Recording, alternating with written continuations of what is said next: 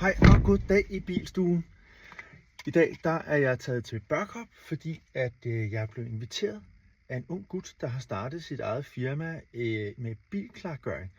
Og så skrev han til mig, om det var noget, der var interessant for brugerne i Vanlife og Selbyg. Så tænkte jeg, det har jeg faktisk ikke tænkt særlig meget over. Så er vi ankommet på en industrigrund ude i Børkop. Og vi skal møde Marco lige om lidt. Tak for at række ud på Vanlife og Selbyg. Selv tak. Ja. Det er en fornøjelse. Fedt.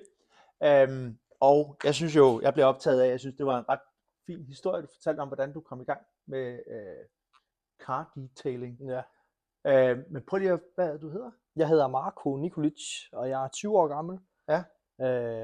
Ja. Ung iværksætter kan man kalde mig. Ja. Jeg har drevet den her virksomhed i 2,5 år. Nu går jeg ind i 3. år. Ja. Så det har været en rejse, og jeg elsker mit arbejde. Ja. Og prøv lige at, du fortalte mig lidt om, hvordan du var kommet i gang. Prøv lige at fortælle det igen. Ja, det er en sjov historie, fordi at jeg vidste aldrig nogensinde, jeg skulle arbejde med det her.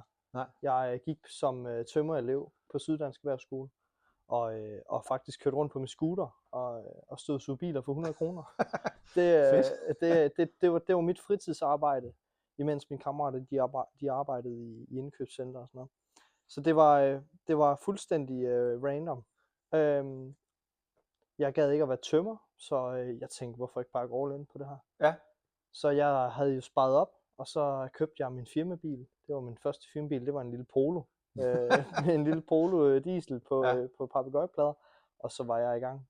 Ja. Så kompressoren bag, og så... Ja. Ja. Og så kørte du ud til private? Ja.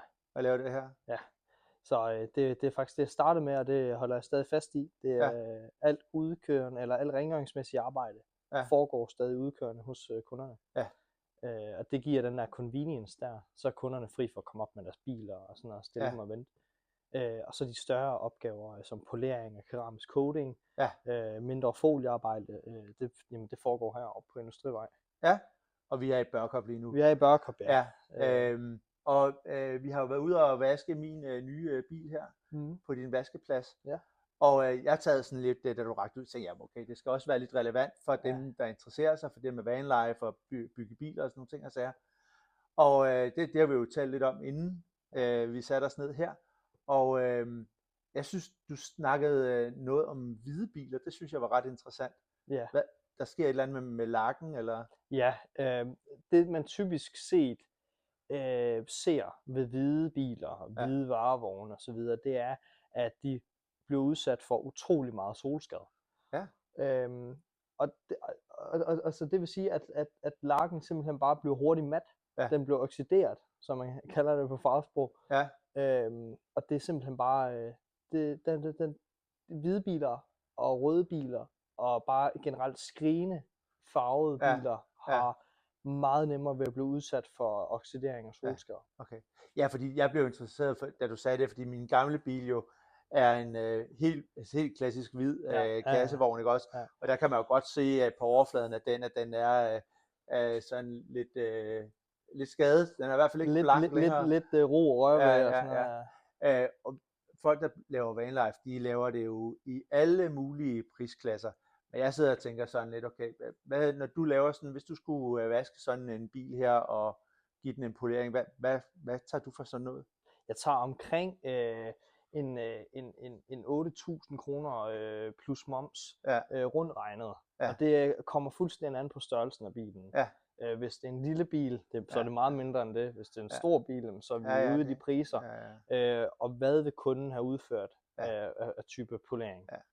Ja, fordi noget af det, jeg lægger mærke til i hvert fald, nu har vi gået og vasket, du gav noget særligt, noget sealer til sidst. Ja, lige præcis, noget vådforsejler. Ja. Og jeg kan jo allerede se her, hvordan vanddråberne løber af, ikke også? Jeg tænker, altså jeg ved jo godt, at hvis man skal bygge sådan en bil her, den er jo helt ny nærmest for mig i hvert fald, at så tænker jeg, at det kunne da være fint at passe på bilen på den måde. Og så nævnte du også noget med det her med, når der er ekstra udstyr på bilerne, så kan man jo ikke køre i vaskehal længere. Nej, det er desværre det, vi ser af en udfordring, hvis man har solceller eller andet op på tagene. jamen så håndvasker man jo primært selv sin bil. Ja. Og så er det bare svært at køre vaskehal. Ja. Enten så håndvasker man dem selv, eller så kan man komme ud til bilplejecenter og få dem grundklargjort. Ja. Og det ser jeg en større efterspørgsel på. Du har fortalt mig, at du har en del autocamper, der kommer ud, og så får de lige den store overhældning. Så får de lige en grundig vask, en grundig håndvask, og lakforsegling eller noget andet, så bilerne har det så flotte. Ja.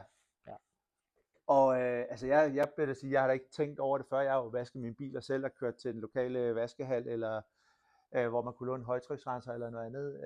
Men det er lige før jeg vil overveje med den her, om ikke den skulle have en tur hos dig en gang om året.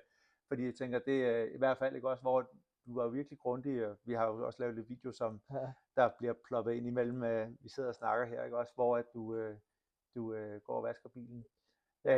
Lige præcis, man kan helt se det, når man kommer ind i lyset. Ja, man kan se, hvad vej du har kørt med kluden det sidste.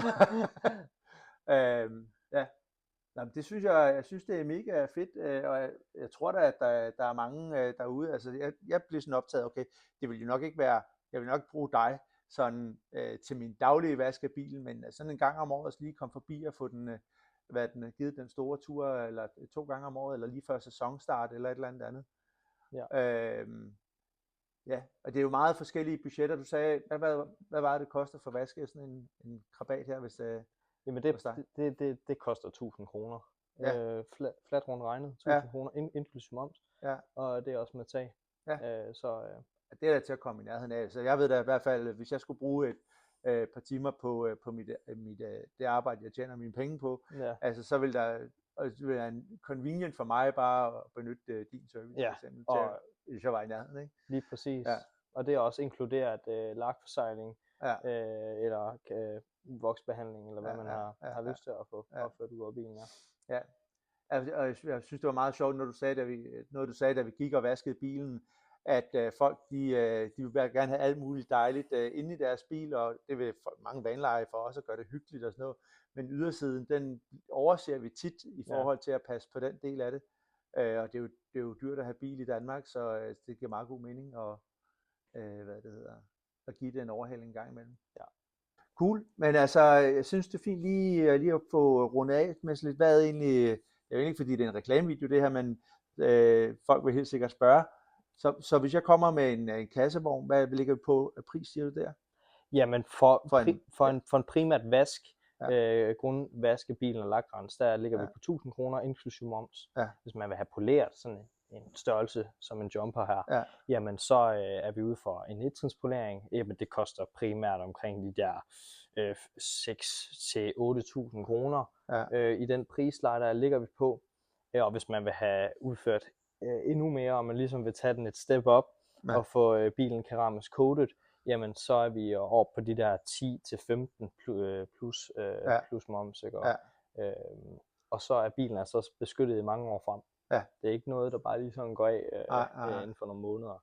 Så det er, der er pakker for alle typer. Så der er det lille spagebad, og så er der det store spagebad. Lige præcis, Fedt. Jamen, mange tak for det. Selv tak, det er en fornøjelse. Cool. Tusind tak for, at du kiggede med på, hvad der nok må betegnes lidt som en hyggevideo, fordi at som sagt, så gik det lige i mit bløde hjerte, den gode historie. Jeg lover, at der kommer mere og mere relevant vanlife content på kanalen her. Men indtil da, og indtil vi ses igen, så håber jeg, at du har lyst til at give et like, følge med, og selvfølgelig subscribe, hvis du har lyst til det. Til vi ses igen. Ciao.